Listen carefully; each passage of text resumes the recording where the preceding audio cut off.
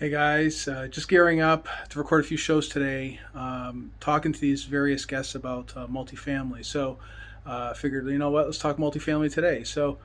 Multifamily investing has nine distinct advantages that you just can't ignore when it comes to real estate. Now, aside from the huge tax benefits you get, it's one of the easiest assets to get into and scale as well.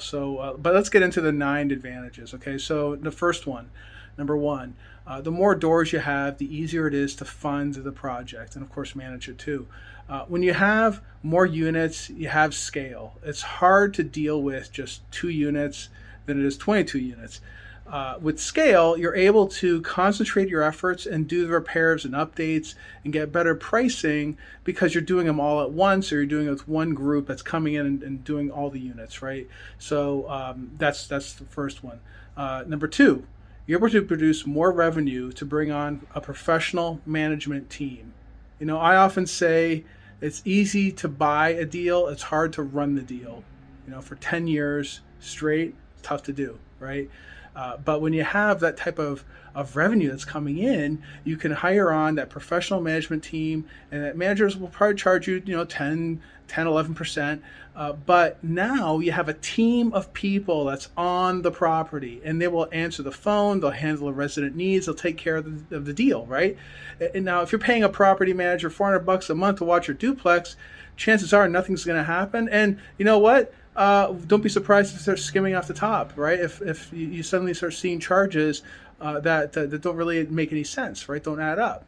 That kind of stuff does happen too in those smaller deals. Not enough money is being made.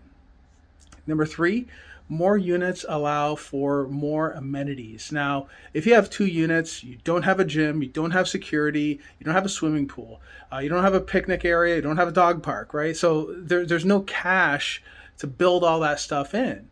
Now, we have properties right now where the residents get to enjoy all those types of amenities. Even in some of our developments, we're putting in those features, just what I mentioned, and we're also planning on introducing on-site restaurants and shopping and other things on our downtown assets as well.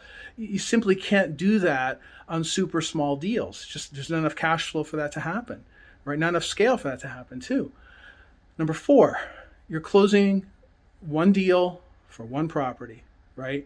Meaning, I'll give an example. I recently closed a 294 unit, 294 unit deal earlier this year, right? One big closing. If you were to buy 294 houses, you would need 294 title searches, 294 inspections, 294 closings. Very, very time consuming, right? It would take you a very long time to shut down 294 equivalent of smaller deals as opposed to just doing one big deal, right? Number five, one set of financials. If you're investing in a large deal, you are technically buying into a business. So you get a lot of transparency in the financials when you're doing those types of deals. Number six, better financing options. This is one of the key aspects right here. Lenders like large deals. For a lender, whether they do a 4 unit or a 400 unit, they're spending the same amount of energy to do it, basically. In fact, some lenders won't even touch deals that are under $1.5 million, which is, of course, it's not a lot of money, but they even prefer to stay away from those, right? But the terms and the rates are typically better with larger deals. Now, why is that? Well, because rates are a function of risk. If the rate is lower on a 300 unit deal versus a fourplex, it tells you that the bank thinks that the bigger deal is a lower risk type of scenario as opposed to a 4 unit, which has a higher risk, right? A lot of it also depends on who the operator is, what the experience is. It primarily comes down to the individual if you're doing a small deal. But if you're doing a large deal, of course, they look at your background, but they also rely heavily on the asset's performance, and how other assets perform in the neighborhood as well. So it's a very different type of asset. Again, you're buying a business. It's a very different type of setup. More lending options are available to.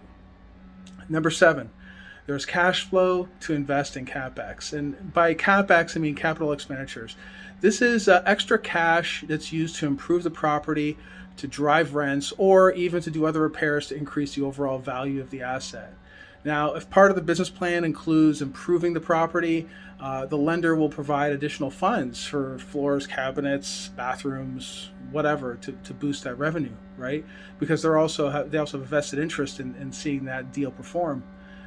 Number 8, more eyes on the deal. Okay, in large deals, you have the lender, the property management team, the deal sponsors. Everyone's keeping an eye on this deal. Everybody's keeping an eye on it. Everybody's watching it. They want to make sure it's successful. Unfortunately, no one wants to pay attention to your duplex. Nobody wants to pay attention to your fourplex. Nobody just wants to see it, right? There's just not enough money in that deal for people to really have a vested interest in seeing it succeed. That's just how it is, you know. So, but if the deal is a bigger deal, again, it's a lower risk, right? It's a lower risk. So even you as an investor throwing down money into a syndication, for instance, versus a duplex or a fourplex where you get to own on your own, chances are putting it into a syndication type deal is a lower risk, right? And you still get a similar, if not better, return. Why? Because of number 9, tax advantages. In these bigger deals, you're also able to perform what's called a cost segregation analysis, right? And I won't get into it here, but that's one small example of how this allows the investors to maximize the depreciation by breaking down the individual components of a building. Okay, on small deals, it's cost prohibitive to do a cost seg. It just doesn't make any sense to do so. Right? That's the problem. On these big deals, we usually budget to do the cost segregation analysis, and that depreciation goes to all the investors as well, right? So this allows you to take advantage of that accelerated depreciation and you roll it into your taxes, and of course it helps you out that way. Anyway, to learn more about the benefits of cash flow from real estate, I have a whole ton of resources in the bio link. Go ahead and check it out. I have over 400 videos on the YouTube channel as well, where I do all kinds of interviews and talk to a lot of other experienced investors that are in this space too. So go ahead and check that out. Got to run to my interview here. It looks like it's going to be starting up here in a second. Be bulletproof, guys. I'll talk to you soon.